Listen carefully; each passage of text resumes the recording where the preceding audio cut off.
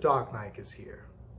A mountebank named Elmer Gantry is a traveling salesman who has a magnetic personality and looks for an opportunity to make money by sweet talks and by permeating the words of Bible in his passionate speeches.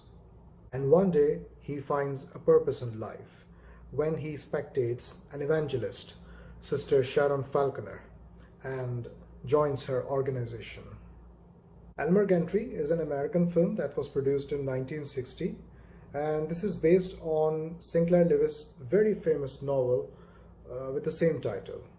And by the time when this novel was published, it received severe backlash.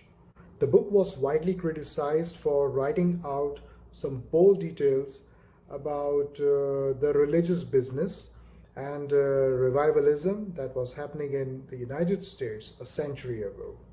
The film takes quite a liberty to expose the concept of revivalism. The way the organization is depicted, functioning, and the church leaders are portrayed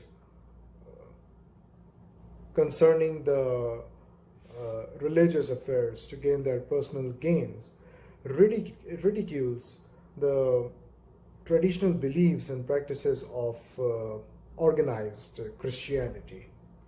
Wouldn't it be a much happier world if money was not the third arm of religion?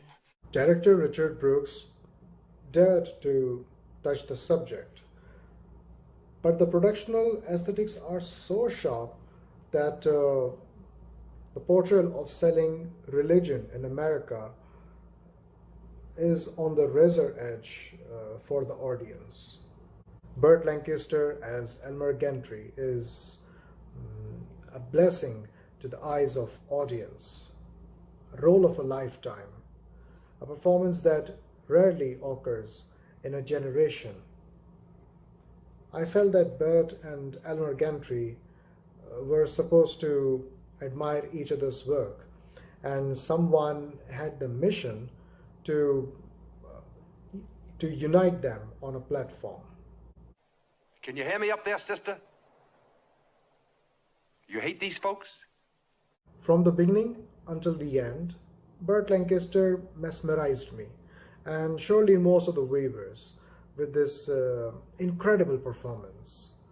His accent, his sermon, his pitch, his body language, everything was incredible. A lively and charming characterization of Elmer Gantry was made possible by Burt Lancaster, and I hardly believe if any other actor of his generation would have nailed this. I think of Gregory Peck, but he would have looked too rich for Elmer Gantry.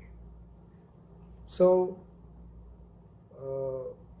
I think Anthony Quinn or Kirk Douglas would have done justice with the role of Elmer Gantry if the role was not to be given to Burt Lancaster. Burt Lancaster's performance made variations with time.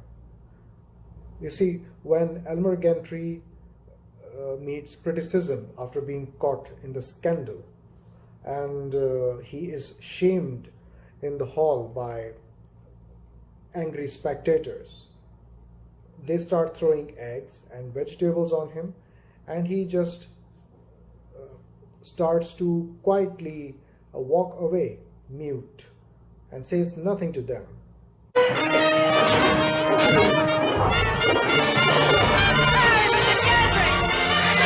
What a magnificent shot that was, when a trumpeter plays on his face and on his back as he walks away in shame, and the angry spectators keep throwing the mess on him.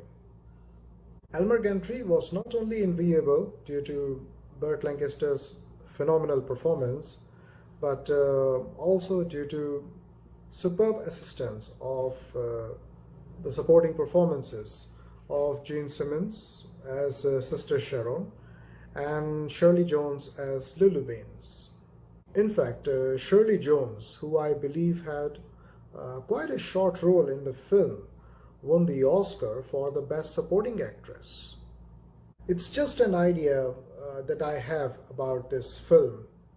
If Elmer Gantry is to be remade, I would want Paul Thomas Anderson to direct Elmer Gantry, with any of Joaquin Phoenix or Oscar Isaac playing the role of Elmer Gantry, and Rooney Mara as Sister Sharon Falconer. And Rooney Mara resembles Gene Simmons a lot. And Anya Taylor-Joy as Lulu Beans. Elmer Gantry is the winner of 3 Academy Awards. That includes a deserving Oscar for Burt Lancaster as the Best Actor. Elmer Gantry is one of the earliest pinnacles of portraying the deception of being some false messiah or a prophet. The quality of depicting hypocrisy, the corrupted hearts of showrunners, people being foolish, some being gold diggers, is very well dramatized. Elmer Gantry is quite a cinematic example of compromising faith by applying materialism in the obscure art of selling religion. I'm Sami Knaik. Brothers and sisters, goodbye.